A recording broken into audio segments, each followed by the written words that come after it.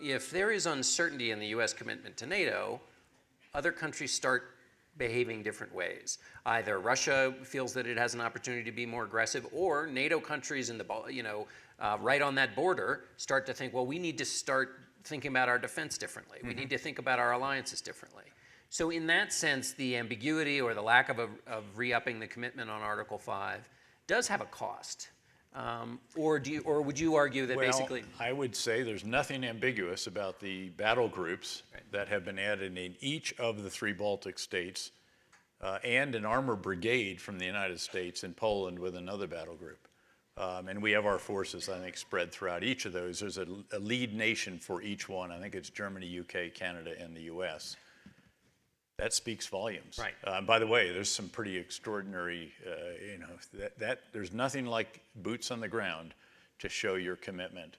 And I think it would be very foolhardy for Russia to try something now with that particular situation. Yes, there are scenarios with little green men and all this stuff that could be very challenging, but that is a very significant statement. I personally think we should have given lethal assistance to the Ukrainians long ago. It was actually authorized by the Senate Armed Services Committee and appropriated by the Appropriations Committee for shoulder-launched anti-tank guided missiles. These are not super long range. These are not offensive. I mean, you're not going to run to Moscow with these things on your shoulder, I can assure you.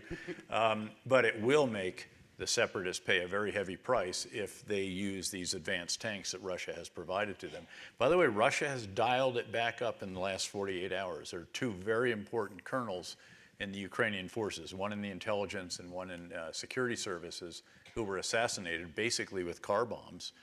And then there also was the additional cyber attack, was largely focused on Ukraine and really at taking down some very important government networks for the Ukraine.